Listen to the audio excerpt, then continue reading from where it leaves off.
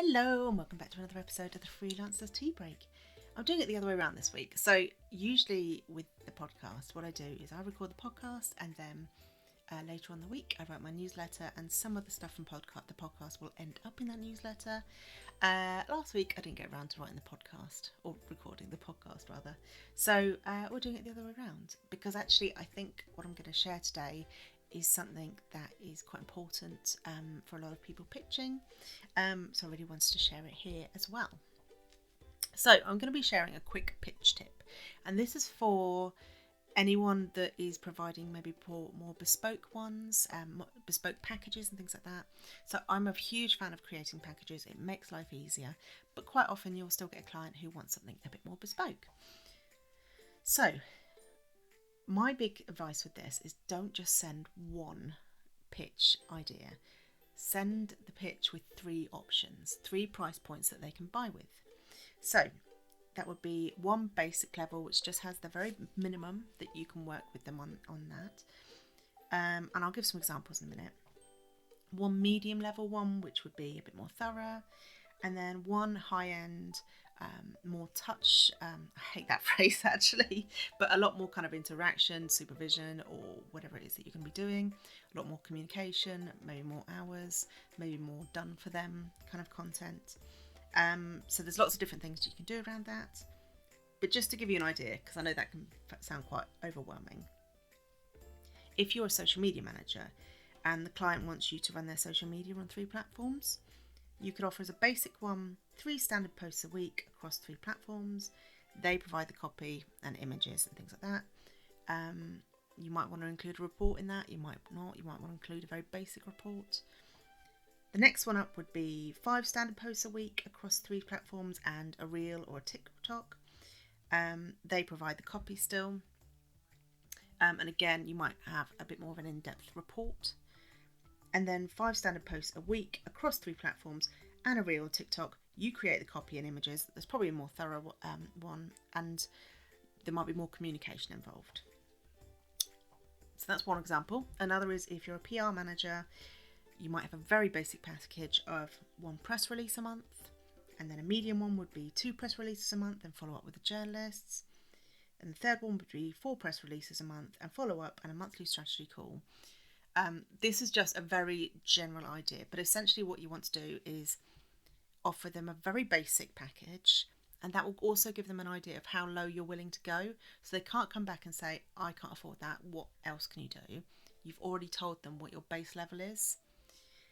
The medium one is probably the one that you're maybe hoping that they'll go for, but obviously the higher one is great, but the medium one is probably the one that you are having as your more focused pitch. But then you've got the higher end one, and the great thing about the higher end one is this is a really easy way to upsell.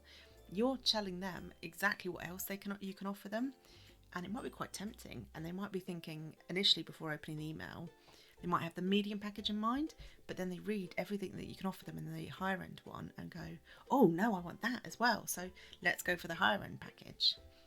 So it gives them choice. It means you're not putting all your your eggs in one basket, and it kind of stops that urge for them to go lower than you are allowing, because you've given them kind of your boundaries without even saying. So yeah, it really spreads the risk there. Now, I know in particular virtual assistants and photographers are really good at doing this kind of thing, where they'll offer, say, 3 different price ranges. And this will obviously depend on what you're doing, but I would really recommend it if you're nervous about sending a pitch, offer 3 different options, because it just makes it so much easier, and then the choice isn't down to them.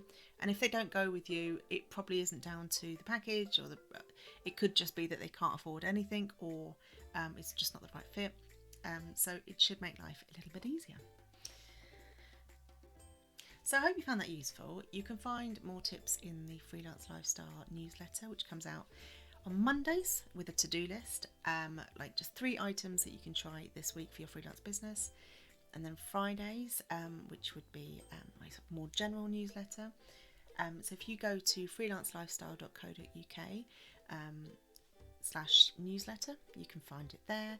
Or if you have a look at freelancelifestyle.co.uk, I've got loads of freebies there for finding clients and imposter syndrome and lots of things like that.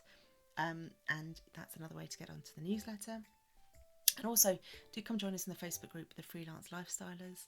It's a really lovely, friendly group. There's actually been a lot of people sharing roles and things like that as well. So it could lead to you finding your next client.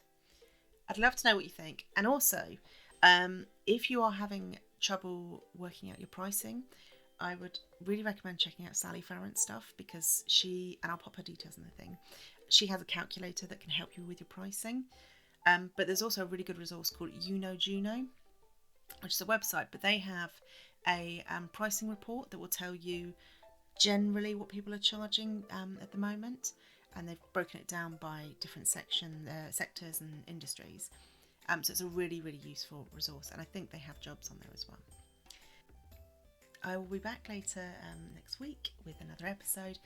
Later this month, I will also have an episode coming to you that will be another collaborative one like we had last month, this time tackling mental health and how we prioritise our mental health as freelancers. So if you'd love to be part of that, drop me a message on Instagram. I'm Emma Cossey on there, or come find me on the website or the Facebook group, and I'll send you the link, because I'm collecting up people's voice notes for that one through SpeakPipe, so I'd love to have you on there.